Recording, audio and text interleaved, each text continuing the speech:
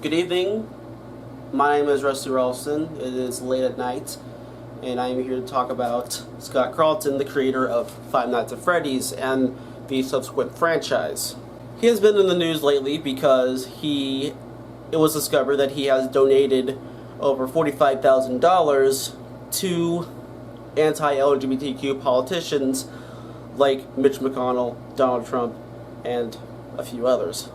And for those who know of Scott Cawthon, you'll know that before he made Five Nights at Freddy's, he made Christian games and was raised as a conservative Christian.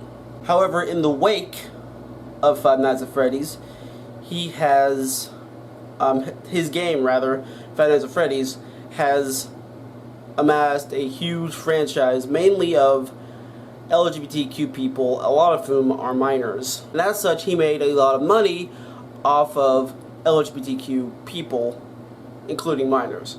And when the news came out that he supported a lot of anti-LGBTQ politicians in the last election cycle, a lot of the fan base was legitimately kind of pissed off. Now, there is a big subset of fans who believe that Scott Cawthon shouldn't be getting, quote, canceled, unquote.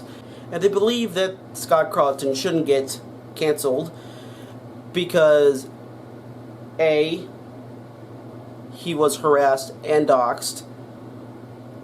B, they say that we are canceling him because he is a Republican. C, he donated a lot to charity.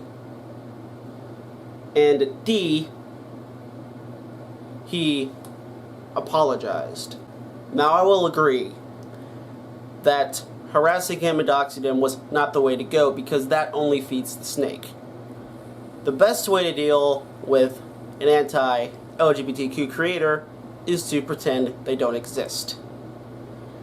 And as such, pretend that their work doesn't exist in a lot of cases. Read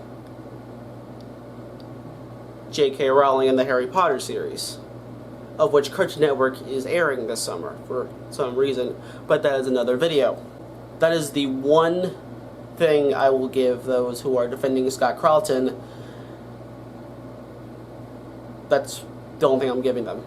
Now, a lot of folks are saying that Scott Cawthon shouldn't get canceled because he donated over $1 million to charity over his time as the head guy of Five Nights at Freddy's. And yes, donating to charity is a good thing. However, using donations to charity as a shield to deflect when people criticize you for doing bad things is ultimately a net negative.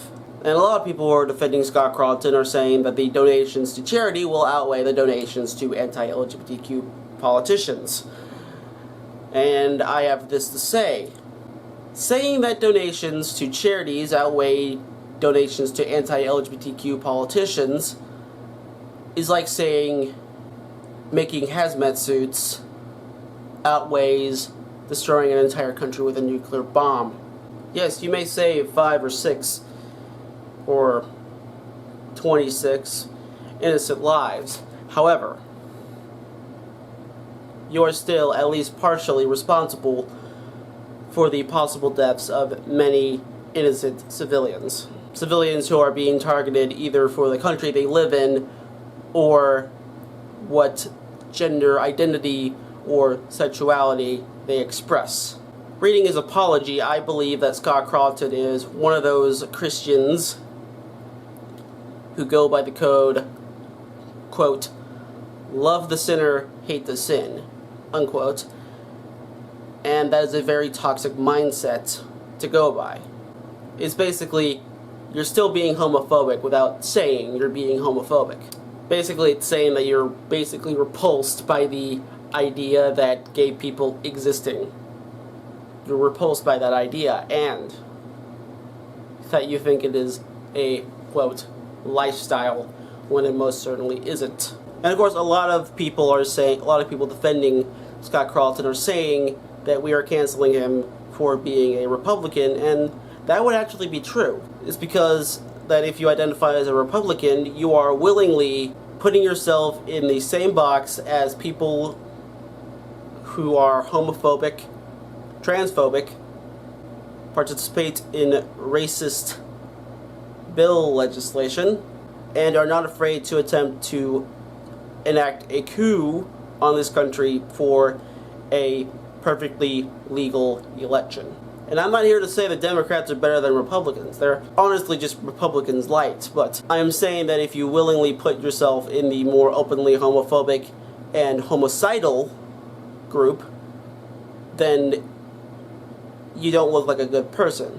And saying things like, quote, I am pro-life, unquote, and saying, quote, I believe in equality, unquote, in the same apology just makes you look like a massive hypocrite. And I am not going to mince words here. If you are still supporting Scott Cawthon, and you think that he is actually an okay guy, and is actually okay with LGBTQ people, then congratulations. You are brain dead, and you have no morals. This is not a matter of which Five Nights at Freddy's game do you like the best. This is a matter of whether or not people should have basic rights. The right to marry, the right to love whoever they want, the right to safely have medical procedures done on them at little cost, the right to basic human health, and the right to have the freedom of expression. These are basic human rights, and they are not to be debated. And if you are unable to accept that basic human rights are not up for debate, then I suggest you either get yourself comfortable with that, or sew your mouth shut.